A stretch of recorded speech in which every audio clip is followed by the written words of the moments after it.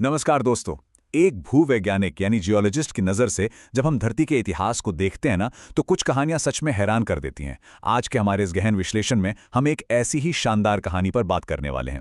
पश्चिमी घाट, जिन्हें हम सह्याद्री पर्वत के नाम से भी जानते हैं। देखिए, ये महज शांत एक जगह खड़े हुए पहाड़ नहीं है, बल्कि ताप्ती नदी से लेकर ठेठ दक्षिण में कन्याकुमारी तक 1600 किलोमीटर में फैला ये एक बेहद ही डायनामिक और जीवित टेक्टोनिक मास्टरपीस है। अब सबसे बड़ा और दिलचस्प सवाल जो हमारे दिमाग में आता है वो ये कि आखिर इन विशाल पहाड़ों का निर्माण हुआ कैसे। ये रातों रात नहीं बने थे। इसके पीछे एक बहुत बड़ा नाटकीय टेक्टोनिक कॉज एंड इफेक्ट काम कर रहा था। जरा सोचिए, एक टूटता हुआ सुपर कॉन्टिनेंट और खौलता हुआ लावा, इन दोनों ने मिलकर दुनिया की सबसे महान पर्वत श्रृंखलाओं में से एक को कैसे गढ़ा। आइए इसके सुराग तलाशते हैं। तो आज के इस चर्चा में हमारा सफर कुछ इस तरह आगे बढ़ेगा। सबसे पहले हम बात करेंगे विशाल महाद्वीप के टूटने की। फिर देखेंगे कि कैसे धधकते लावा में इनका निर्माण हुआ। उसके बाद कगार यानी एस्कार्पमेंट की संरचना को समझेंगे। फिर जानेंगे कि ये हमारी मानसूनी जलवायु को कैसे आकार देते हैं। और अंत में देखेंगे इन प्राचीन चट्टानों पर पनपने वाले जीवन को। तो चलिए सबसे पहले चलते हैं करोड़ों साल पीछे, पहले भाग की ओर। विशाल महाद्वीप का टूटना। बात है आज से कोई 20 से 15 करोड़ साल पहले की। उस वक्त हमारी धरती का नक्शा बिल्कुल अलग था। गोंडवाना नाम का एक सुपर कॉन्टिनेंट हुआ करता था, जिसका टूटना तब शुरू ही हुआ था। फिर करीब 10 से 8 करोड़ साल पहले के बीच धरती के भीतर मौजूद भयंकर टेक्टोनिक ताकतों ने भारतीय उपमहाद्वीप और मेडागास्कर के बीच एक रिफ्ट वैली यानी दरार बना दी। वक्त के साथ ये दरार इतनी चौड़ी हो गई कि ये एक मिड ओशियनिक रिज में बदल गई। नतीजा ये हुआ कि भारत मेडागास्कर से हमेशा हमेशा के लिए अलग हो गया। और दोस्तों, इसी भयानक टूट-फूट ने पश्चिमी घाट की सबसे पहली नींव रखी थी। अब जब ये भारतीय उपमहाद्वीप मेडागास्कर से बड़ी बेरहमी से टूटकर अलग हुआ, तो इसने जमीन के पश्चिमी किनारे पर एक बहुत बड़ी चट्टानी दीवार पीछे छोड़ दी। जियोलॉजी में हम इस तरह की संरचना को ग्रेट एस्कार्पमेंट या महान कगार कहते हैं। आसान भाषा में समझें तो पहाड़ों की एक ऐसी लंबी श्रृंखला जहां एक तरफ तो बिल्कुल खड़ी चट्टान या क्लिफ होती है और दूसरी तरफ ढलान एकदम हल्की होती है। बिल्कुल यही कगार आज हमारे दक्कन के पठार की पश्चिमी सीमा तय करता है। आगे बढ़ते हैं हमारे दूसरे पड़ाव पर, धधकते लावा में निर्माण। तो मेडागास्कर से अलग होने के बाद हमारी भारतीय प्लेट बहुत तेजी से उत्तर की ओर बढ़ रही थी। लेकिन रास्ते में एक रुकावट थी, एक बेहद एक्टिव ज्वालामुखी क्षेत्र जिसे रियूनियन हॉटस्पॉट कहते हैं। जैसे ही भारतीय प्लेट इसके ठीक ऊपर से गुजरी, ऐसा लगा मानो धरती का सीना फट गया हो।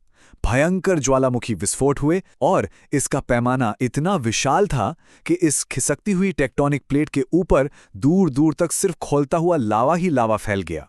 इस बेहिसाब लावा ने एक बहुत ही अनोखी जमीन तैयार की। आपने दक्कन लावा ट्रैप्स का नाम जरूर सुना होगा। ये जो ट्रैप शब्द है ना, ये स्वीडिश भाषा से आया है, जिसका मतलब होता है सीढ़ियां। तो हुआ ये कि जब ये खौलता हुआ लावा धीरे धीरे ठंडा हुआ तो वो सीढ़ियों जैसी आकृतियों में जम गया। इसी खास प्रक्रिया ने पश्चिमी घाट के उत्तरी हिस्सों को उनका वो विशिष्ट सीढ़ीनुमा आकार दिया है जो हम आज देखते हैं। चलिए अब आते हैं तीसरे हिस्से पर, कगार यानी इस एस्कार्पमेंट की संरचना पर। अगर हम आज इन 1600 किलोमीटर लंबे पहाड़ों को करीब से देखें तो इनकी बनावट हर जगह एक जैसी नहीं है। उत्तर में ताप्ती नदी से लेकर गोवा तक ये पहाड़ उसी ज्वालामुखी की आग से जन्मी बेसाल्टिक चट्टानों से बने हैं। लेकिन जैसे ही हम गोवा से नीचे की तरफ यानी मध्य और दक्षिणी घाट की ओर बढ़ते हैं तो आधार एकदम बदल जाता है। वहाँ ये प्राचीन ग्रेनाइट और नीस चट्टानों से बने हैं। और एक मज़ेदार जियोलॉजिकल फैक्ट बताऊं, जैसे जैसे अब दक्षिण की ओर जाते हैं ये पहाड़ असल में और भी ज़्यादा ऊंचे और चौड़े होते जाते हैं। और चट्टानों के इस बदलाव का सीधा असर हमें पहाड़ों की ऊंचाई पर देखने को मिलता है। अगर हम उत्तर से शुरू करें तो कलसूबाई की चोटी करीब 1646 मीटर ऊंची है। फिर मध्य में आते आते डोडा बेट्टा 2637 मीटर तक पहुंच जाती है। नीलगिरी की पहाड़ियां तो अपने आप में बहुत खास हैं, क्योंकि यहीं पर पश्चिमी और पूर्वी घाट आकर एक दूसरे से गले मिलते हैं। और फिर बिल्कुल दक्षिण में अन्नामलाई पहाड़ियों में स्थित अनामुडी पश्चिमी घाट की सबसे ऊंची चोटी बनकर खड़ी है। अब जरा कल्पना कीजिए, 1600 किलोमीटर लंबी एक बिल्कुल अभेद्य चट्टानी दीवार की। अगर इसमें दरारें न होती तो इसे पार करना नामुमकिन था। खुशकिस्मती से हमारे पास कुछ गहरी भूवैज्ञानिक दरारें हैं जिन्हें हम पास या दर्रे कहते हैं। जैसे थाल घाट जो मुंबई को नासिक से जोड़ता है, भोरघाट जो मुंबई से पुणे का रास्ता बनाता है, फिर दक्षिण में विशाल पालघाट गैप है और सेनकोट्टा गैप है। आज हमारा पूरा आधुनिक व्यापार, ट्रांसपोर्टेशन, यहां तक कि लोगों का जीवन भी इन्हीं रास्तों से इस विशाल दीवार के आर पार बहता है। अब हम अपने चौथे विषय पर आते हैं, मानसूनी जलवायु को आकार देना। ये लाखों साल पुरानी चट्टानी दीवार महज एक पत्थर का ढांचा नहीं है, ये आज हमारे मौसम के मिजाज को सीधे तौर पर कंट्रोल करती है। इसे हम विज्ञान में ओरोग्राफिक इफेक्ट या पर्वतीय वर्षा प्रभाव कहते हैं। जब समुद्र की तरफ से दक्षिण पश्चिमी मानसूनी हवाएं आती हैं तो ये ऊंचे पहाड़ उन्हें रोक लेते हैं। बादलों के पास इन चोटियों को पार करने से पहले अपना सारा पानी पश्चिमी ढलानों पर गिराने के अलावा कोई चारा नहीं बचता। नतीजा, पश्चिम में मूसलाधार बारिश और पहाड़ के ठीक उस पार पूर्व में एक बिल्कुल सूखा रेन शैडो या वृष्टि छाया क्षेत्र। और इस बारिश और एस्कार्पमेंट की ढलान का सीधा असर हमारी प्रायद्वीपीय नदियों की रफ्तार पर पड़ता है। याद है ना, हमने बात की थी कि पश्चिमी ढलान बहुत खड़ी है। इसी वजह से पश्चिम की ओर बहने वाली नदियां जैसे पेरियार या मंडोवी बहुत ही तेज गति से नीचे गिरती हैं। इसके ठीक उलट पूर्व की ओर जाने वाली नदियां जैसे गोदावरी और कृष्णा दक्कन के पठार की हल्की और लंबी ढलान के सहारे आराम से धीरे धीरे बंगाल की खाड़ी की तरफ बहती हैं। और अब हमारे सफर का आखिरी और शायद सबसे खूबसूरत हिस्सा, 5 प्राचीन चट्टानों पर जीवन। प्राचीन टेक्टोनिक चट्टानें, एकदम खड़ी ढलानें और बेहिसाब बारिश, इन तीनों ने मिलकर यहां एक ऐसा जादू किया है जिसने एक बेहद ही अद्भुत इकोसिस्टम को जन्म दिया। चूंकि पश्चिमी ढलानों पर भारी बारिश होती है, इसलिए वहां आपको रोजवुड और महोगनी जैसे विशाल पेड़ों वाले घने नमी वाले वन मिलेंगे। वहीं दूसरी तरफ जो पूर्वी ढलानें बारिश से महरूम रह जाती हैं, वहां आपको थोड़े शुष्क या पतझड़ वाले जंगल देखने को मिलेंगे। एक ही पहाड़, लेकिन दोनों तरफ जीवन का रंग बिल्कुल अलग। और इस सब के मेल का नतीजा क्या हुआ?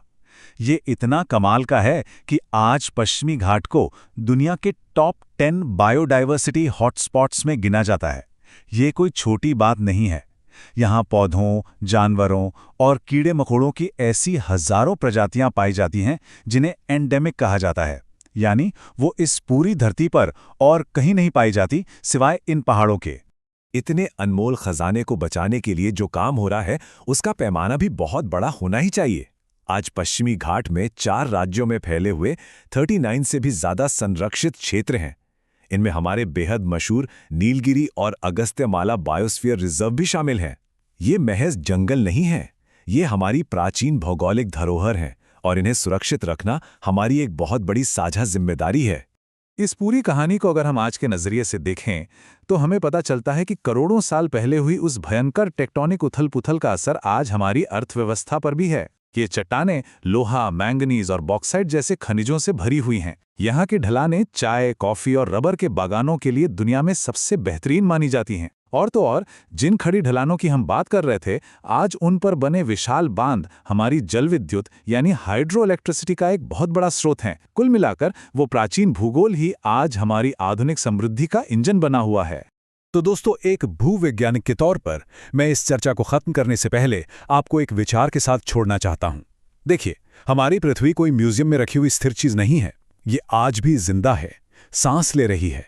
इसकी टेक्टोनिक प्लेटें आज भी खिसक रही हैं और ये लगातार अपना भूवैज्ञानिक भविष्य लिख रही हैं। जो पहाड़ आज हम अपने सामने देखते हैं, वो लाखों सालों की मेहनत का नतीजा हैं और वो आगे भी बदलते ही रहेंगे। तो जरा सोचिए, आज से लाखों साल बाद ये महान कगार भारतीय उपमहाद्वीप को किस नए रूप में आकार देगा? इसी दिलचस्प सवाल के साथ आज का हमारा ये सफर यहीं समाप्त होता है। हमारे साथ इस गहरी यात्रा पर चलने के लिए आपका बहुत बहुत धन्यवाद।